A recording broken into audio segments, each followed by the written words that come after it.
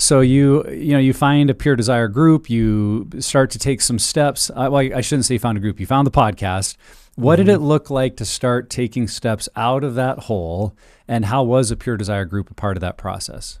Yeah. No, I mean, and I got to be honest here, Nick. I think from the second I heard that podcast, I knew I need to be in a Pure Desire group, because this is actually a place where I think I could actually find healing. Truthfully, the only other real solution that I knew of that would stop me from going and purchasing people's bodies in order to pleasure myself was if I was no longer alive. Yeah. And, so I was out on a run here in the gorge listening to this podcast, and I remember where I was on the trail as just hope starts crashing over me. And I'm a little thick. And so from that podcast, I was locked in. I know I need to be in a group. And it took me another year and a half. Another failed relationship that is one of my top 10 most painful moments is that breakup. And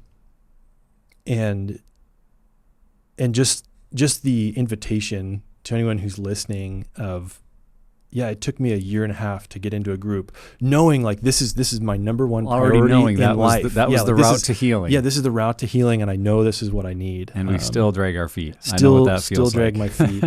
And I remember getting into this group, and the first meeting, we're all kind of like, we're going to share our stories a little bit, and so we're sharing different things, and kind of they're pretty garbled stories, but it's I grew up here, and I've looked at a lot of porn, and I've got some sexual brokenness, and we all know why we're here. This is good, and we're like, but we all, I think we just connected fairly well. And I remember we get to the secrets lesson, pillar 1, and one of the guys in group, he's just like, well, he pulls out his book and he just reads every single one of his secrets. And he went after me.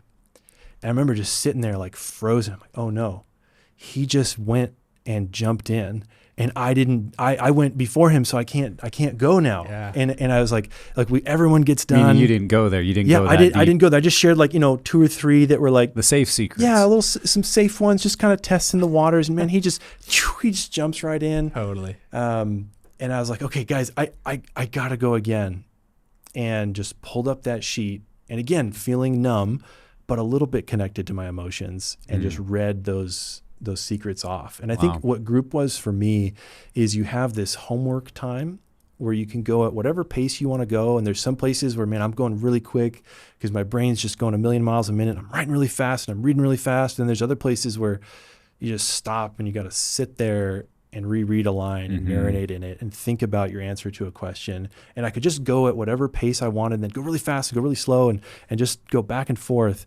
And then when I would get to group and I would read it, that's when all of a sudden I would feel what was actually happening, and feel the weight of letting someone know, man, I'm just reading through this list of, hey, like you said, bestiality. There's other things in my story of things with people that I'm related to.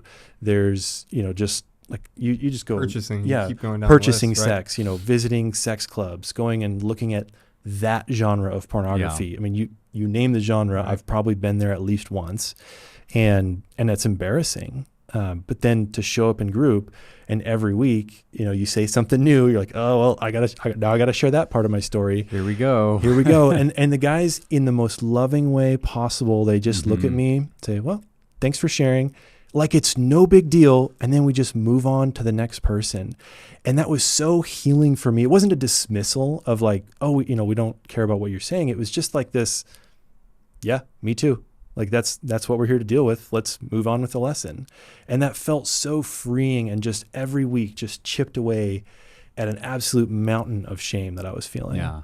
Yeah, because I think we fear in a group situation like that, if I tell that secret or that number of secrets, it's the whole group's going to come to a screeching halt. We're going to be like, wait a minute, we need to get into that. And everyone's going to be finding out, well, why'd you do this? And that fear, I think, of being under a microscope or under the spotlight for what we've done that's kind of what we feel we deserve of like, yeah, just, and that sense of like, to be truthful means I've got to just be dissected by people poking at it. Why'd you do this? And I think that can actually keep people from going to that moment of like, this is just going to be too much. But when we're in a group environment that's kind of structured the way a Pure Desire group is, and that thought of, we're all here to share those kind of things. And yeah, that's not, like you said, not to minimize it or act like it didn't exist, but to be like, yeah, thanks for sharing. That's amazing. And who else? And then often you hear the other guy share something similar. You're like, oh, you? Totally. And you, Yeah. and you, and you're like, okay, it decreases that shame and that fear of like, this is such a big deal. I can't even say it out loud, to be like, in my story, yes, it's a big deal. But in terms of recovery, it's just part of getting it out there. And it doesn't have to be this crazy thing that everybody focuses on me, because we're all there focusing on our own story, which is actually what's healing everybody else when they hear us all being honest together. Yeah. It just makes me think the power of secrecy and the sickness that it brings, and the equal or greater power of honesty and the health that it brings in your own reflection as you're doing the homework, as well as when you're now getting to verbally share it. It's like, I'm stating that this happened. It's not just this secretive journal. I'm now putting this out there into the world and seeing how it lands. And it makes me think of Dr. Adrian Hickman's line, "Tell me whatever you want, and my eyes won't change."